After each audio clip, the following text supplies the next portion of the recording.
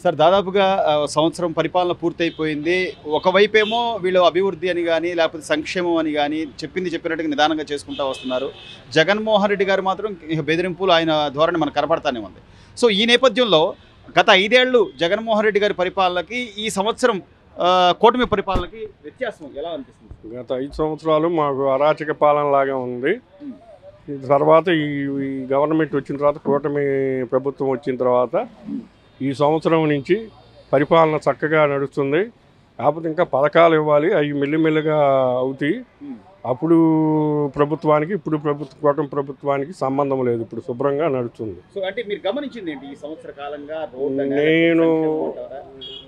నేను రైతుని, నాకు 15 ఎకరాలు ఉందండి పొలం, మెట్ట పొలం, కూరగాయలు అన్నీ పండిస్తూ ఉంటాం. అప్పుడు మాకంత ప్రోత్సాహంగా లేదు. ఇప్పుడు రైతుకి గవర్నమెంట్ నుంచే మన కమిషనర్ గారు కానీ వాళ్ళు కానీ 2-3 రోజులకు ఒకసారి మీటింగ్ పెట్టి ఏమేం కావాలి, ఏ వాళ్ళు కానీ హార్టికల్చర్ వాళ్ళు కానీ వచ్చి మమ్మల్ని అడిగి తెలుసుకుంటున్నారు. అది తేడా బాగా కనపడింది నాకు. సో మీరు రైతు అంటున్నారు కాబట్టి సార్, గత 3 దఫాలుగా జరిగినటువంటి ఆ మామిడి రైతులను తీసుకొచ్చి చేసిన గలాట కానివ్వండి, అంతకుముందు మిర్చి రైతులు గుంటూరులో చేసిన గలాట కానివ్వండి, నిన్నగాక మొన్న పొగాకు రైతులు కూడా అసలు రోడ్డు మీద బారబోసుకొని వాళ్ళు రోడ్డును పడ్డారని చెప్తున్న నేపథ్యంలో రైతులు చాలా స్పష్టంగా చెప్తున్నారు, ఈ రోజున పొగాకుకు సంబంధించి ప్రభుత్వం ముందుకొచ్చి కొనుగోలు చేసింది, లేకపోతే మేము రోడ్డు మీద పడేవాళ్ళం నిజంగానే అని చెప్పి. సో ఎందుకు సార్ అంటే లేని దాన్ని ఉన్నట్టుగా క్రియేట్ చేయడం వల్ల రైతు ఎంతో కష్టపడి పండించిన పంట కానీ, ఆ దిగుబడి కానీ ఆందోళన పడే అవకాశం ఉంటుంది కదా? అవును, ఈ ప్రభుత్వంలో అంత వాళ్ళే కొనటం కానీ గవర్నమెంట్ ప్రభుత్వం చేస్తుంది. కాకపోతే ఏంటంటే ప్రతిదాన్ని రైతులు ఎక్కువ పండించారు ఈసారి.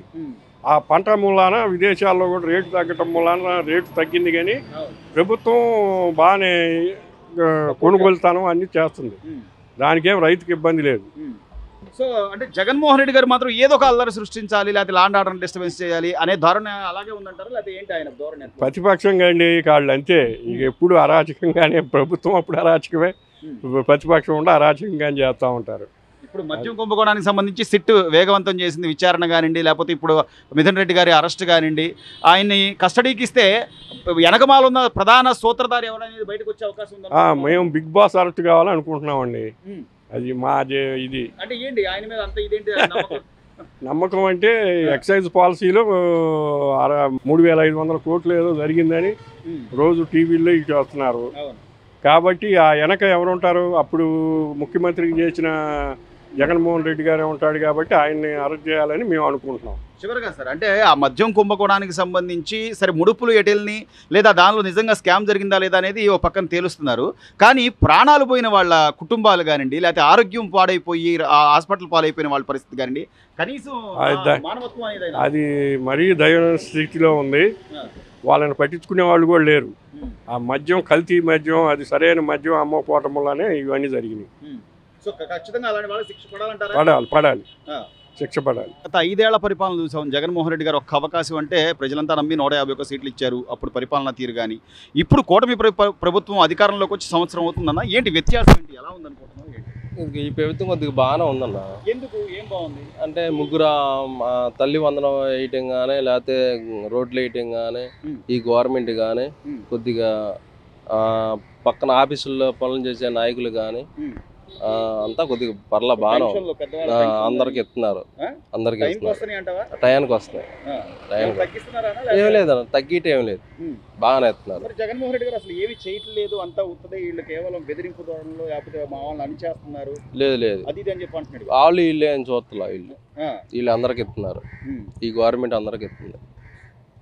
అంటే జగన్మోహన్ రెడ్డి గారు చెప్తుంది ఒకటే, మేము ఇంకా 3 ఏళ్ళు కళ్ళు మూసుకుంటే తర్వాత మేము వస్తాం, అప్పుడు ఎవరిని వదలం, ఒక్కొక్కటి సంగతి చూస్తామని చెప్పి బెదిరింపు కరెక్టే అంటావు, మంచిదేనంటావు బెదిరించడం?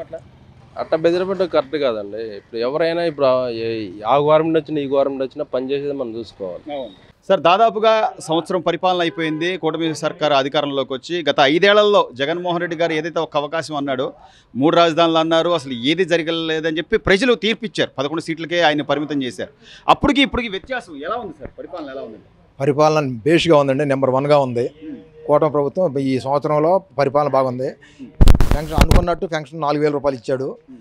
కాలువలు 5 ఏళ్లలో ఎక్కడా కాలువ పనులు చేసినట్టు లేదు. వాళ్ళ డ్రైనేజ్ కాలువలు కానీ, పంట కాలువలు కానీ మొత్తం ఈ గవర్నమెంట్లో అన్ని పనులు చేశాడండి. రోడ్లు ఇక్కడ తెనాల నుంచి మంగళగిరి నుంచి తెనాల వరకు రోడ్డు ఇవన్నీ బాగా పోసాడు, రోడ్లు ఇవన్నీ బాగా చేశాడు, పనులు బాగా జరుగుతున్నాయి. తల్లికి వందనం ఎంతమంది బిడ్డలు ఉంటే అంతమందికి వేస్తానని హామీ ఇచ్చాడు, వేసాడు. అట్లాగే రేపు మాపు అన్నదాత సుఖీభావ కూడా పడబోతుంది. అనుకున్న పనులు డెఫినెట్గా చేస్తున్నాడు. మామూలుగా జగన్ చెప్పడమే కానీ అప్పుడు ఇసుక 6,000 రూపాయలు ట్రాక్టర్ వచ్చేది మా ఊళ్ళో 2,000 ట్రాక్టర్ వస్తుంది. మరి ఆ రోజు నేను బటన్ నొక్కి అన్నాడు, రూపాయి ఇచ్చి 30 ఆయన జేబులో పోయి వాళ్ళ జేబులో పోయి ఎవరికైనా వాళ్ళ పార్టీ వాళ్ళ జేబులో పోయి పావలానే జనానికి చెందింది. ఇవాళ ఎంత డబ్బులో సంక్షేమానికి అభివృద్ధికి ఎంత సంక్షేమం కానీ అభివృద్ధి కానీ రెండు కళ్ళు అన్నాడు. రెండు బాగా జరుగుతున్నాయి.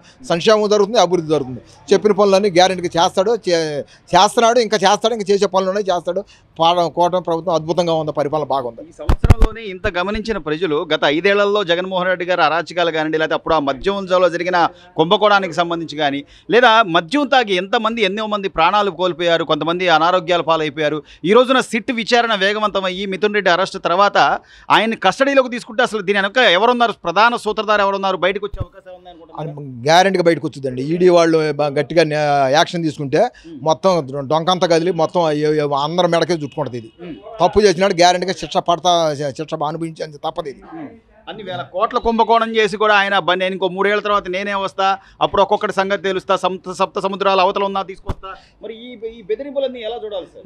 జనాన్ని భయపెడుతున్నాడండి, జనాన్ని భయపెడుతున్నాడు. అసలు వచ్చే అవకాశమే లేదు అసలు.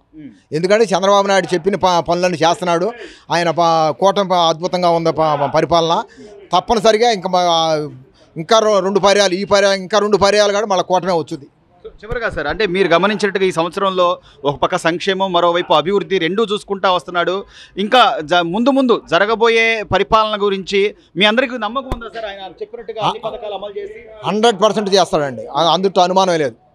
100% చేస్తాడు. ఇప్పుడు రేపమ్మ మరి మాచర్లకి బనకచర్ల ప్రాజెక్టు కూడా అది కూడా కేంద్రం వాళ్ళని ఒప్పించి తెలంగాణ రాష్ట్రంతో సంప్రదింపులు చేసి కయ్యం లేకుండా సంప్రదింపులు చేసి వాళ్ళకి కూడా నీళ్లు పారిస్తాడు. మొత్తం కూటమి ప్రభుత్వం అద్భుతంగా పనిచేస్తుంది. సో రైతుగా ఇప్పటికే అన్నదాత సుఖీభవ పథకానికి సంబంధించి ఆల్రెడీ దానిలో ఎన్రోల్ చేసుకోవడం కానీ ఆ పథకానికి సంబంధించి ఆల్రెడీ పని జరుగుతుంది సార్. సో రేపు రైతులందరికీ కూడా అన్నదాత సుఖీభవ పథకం పడడం ద్వారా వాళ్ళకి ఎలాంటి లాభం చేకూరే అవకాశం? తప్పనిసరిగా వాళ్ళ పెట్టుబడుల సహాయం కింద అన్నదాత సుఖీభవ పంట పెట్టుబడులకు వచ్చింది.